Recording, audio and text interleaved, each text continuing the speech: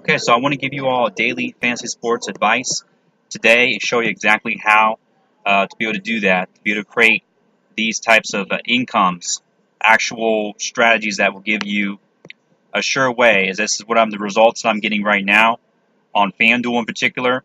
As you can of course enter a lot of the contests.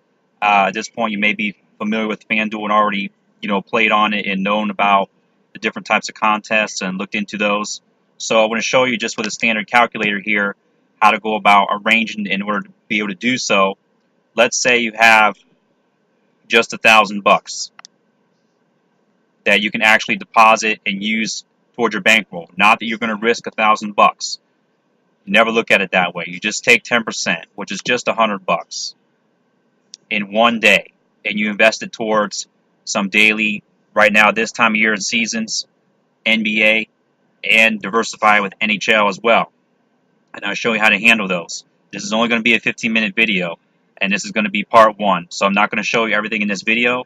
You'll have to look to the next video to be able to see, follow-up strategies on how to do certain things, of which I'm sure I forget to even cover maybe some of the beginning steps. But I'll show you as much as everything I can in two-part 15-minute videos. If I need a lot more, I'll do a follow-up, even third-part video.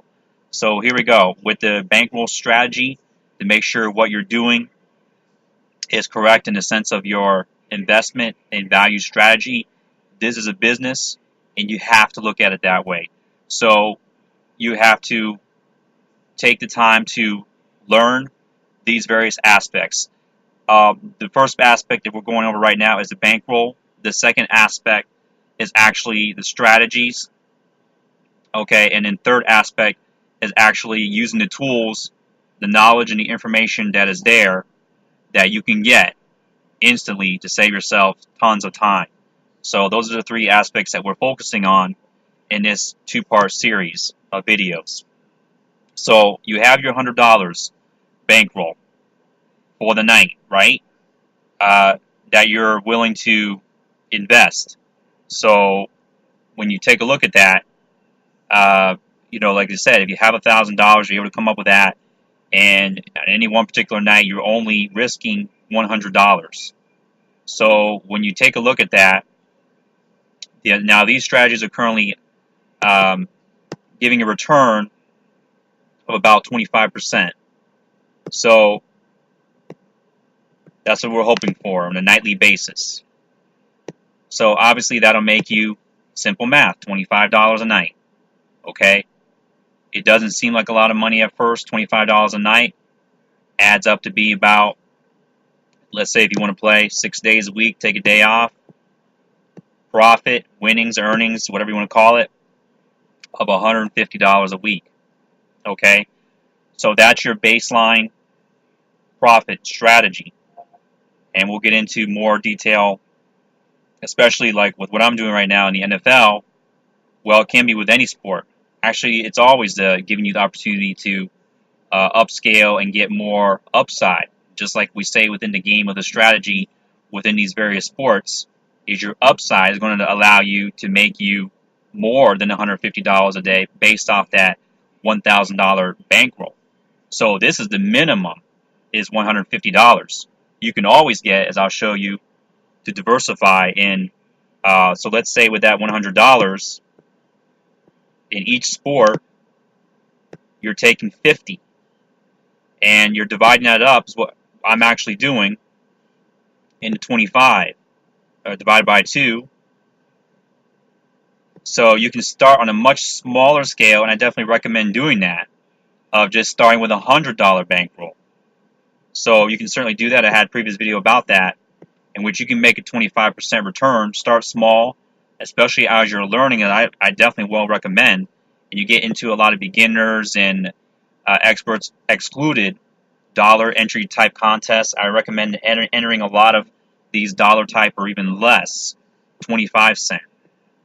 So on the small scale, that works out to be, if you have just $2 a night investing, $1 toward a 50-50 in a particular sport, as well as a 25 cents to equal the other dollar.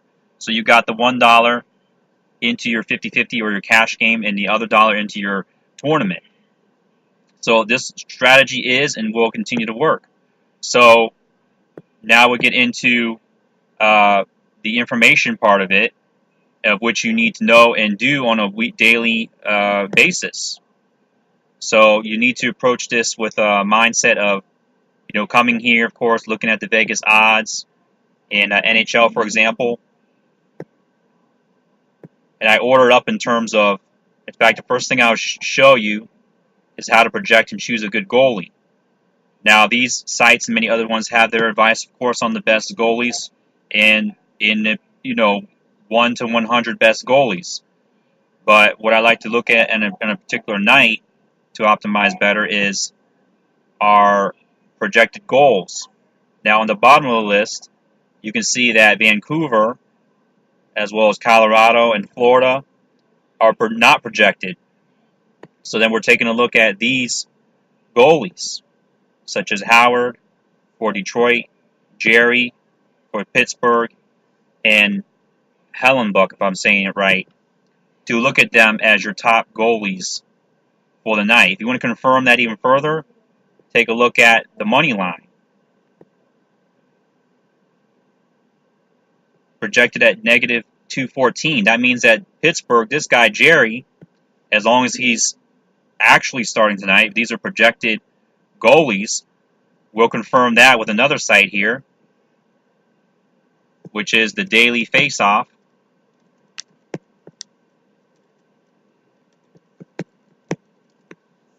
And we'll confirm that up to game night, usually about 7 p.m. Make sure these guys are actually starting or sitting, or whatever the case may be. So we'll see that here. And also the starting lines. Who's starting on the front, the first line, second line, and so forth. So you're looking at all this information about hockey. And right now I'm actually in, we're going to change direction just for a moment and get into, let me just check my timing for a moment. Okay. NBA, just setting lineups. Now it's different, obviously, from hockey. And so we don't worry so much about some of these factors when it comes to, top plays in basketball. But we will take a look just for a moment to show you the best tool of approaching this with in both of these sports, as well as football, is looking at the top matchup optimizer for the night. Now, this is a 21st, 27th ranked defense, a great matchup, let's say, for Harden. Okay, not as good for Westbrook, but still good. 14th ranked against, with that opponent, the Charlotte Hornets, or is the Bobcats now? I forget. Anyways, you don't have to know all the sometimes the team names, but it's good to know who the teams are. But so, but this is a valuable piece of information. Right, where to go? Right here. Total pace.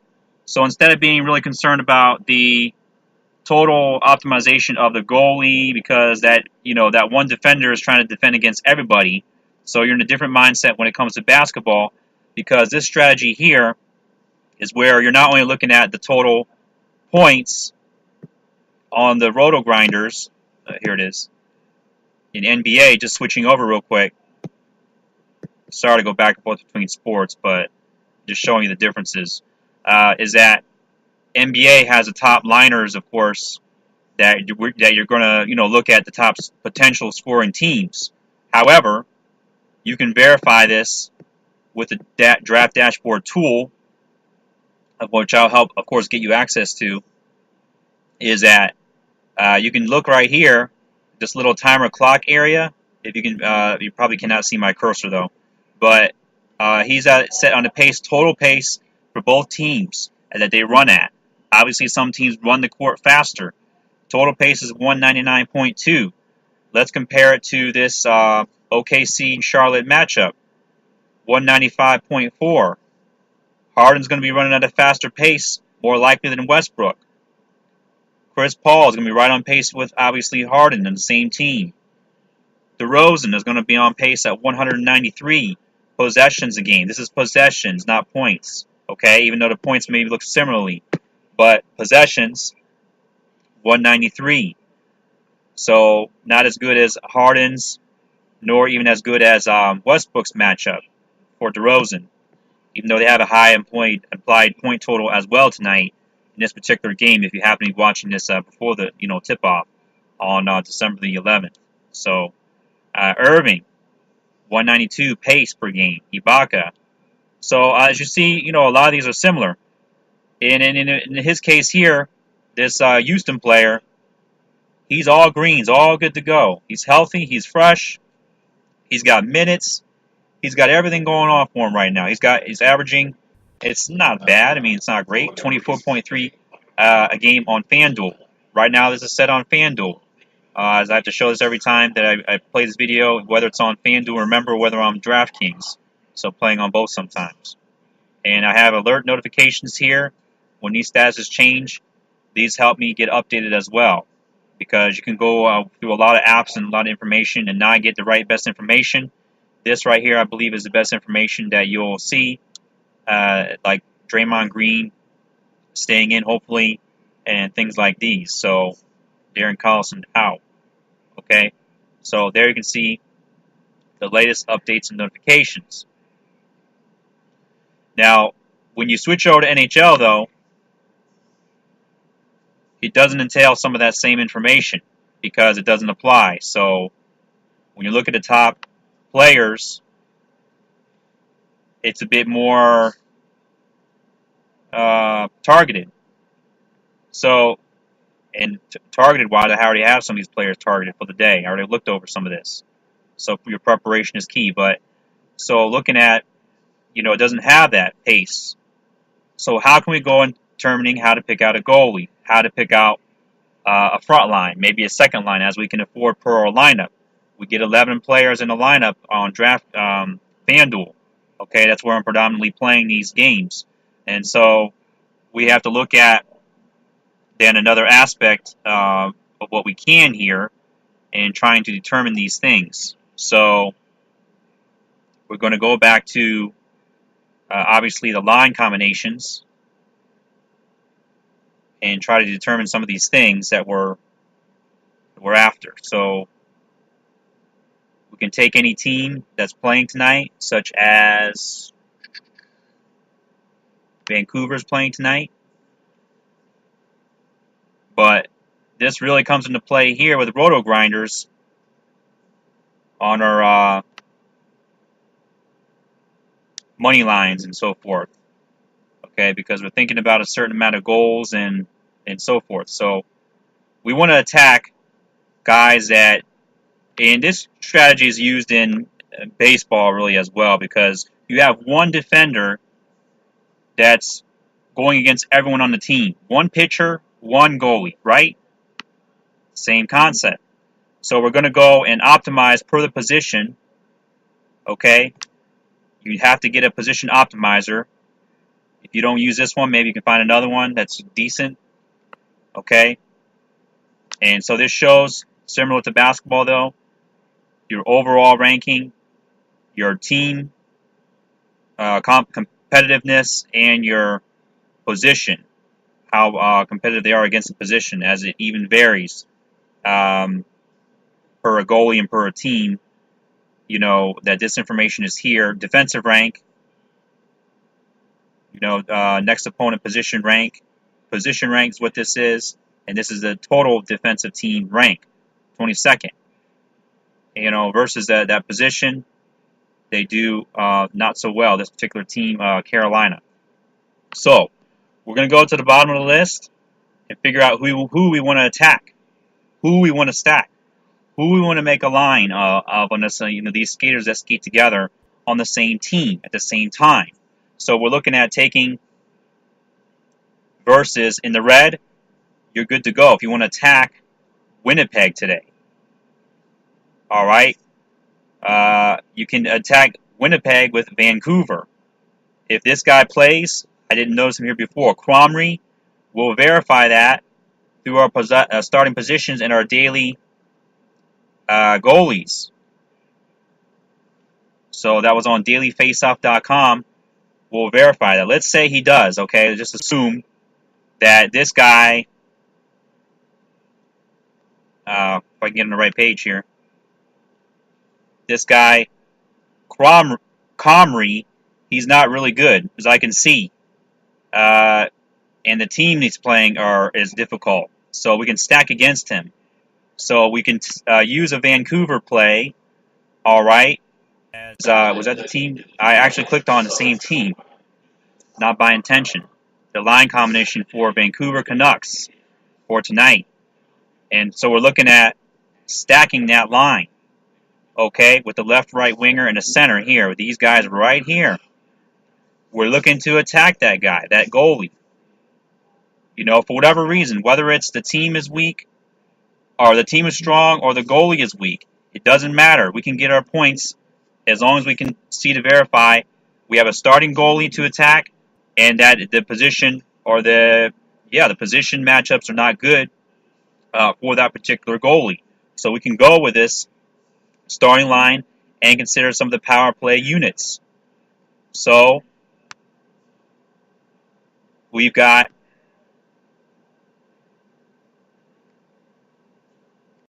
these three guys, number 22, number 33, number 21. So we've got 21, 22, 33. And see which of these guys are also in the power play.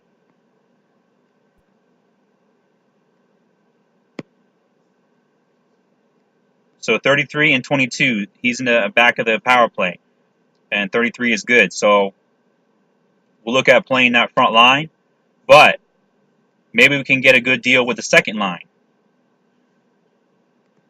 And find them and end up being in a power play. And we're going to look up as well and Google, I'm not going to do it right now, you know, most penalized NHL team, because these are penalty plays, power plays. So we've got also number 6, number 47, and 89. 6, 47, and 89.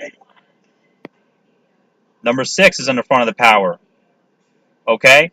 So we could just think about, hey, if this team gets a lot of penalties, we can stack these, even this second line, or one of the second liners. Okay, you can do that. You can mix and match. There's different ways of doing that. Considering, you know, if you really want to stack and go with the power play, then you do that. You don't have to. You can just go with the front line. Whatever you can, configure on your roster to have room on your salary. Okay. All right. So we're at about how much time here? 17 minutes. So I'm going to stop it there for now. I'm going to come back next in part 2. Look for it under my videos. Thanks a lot.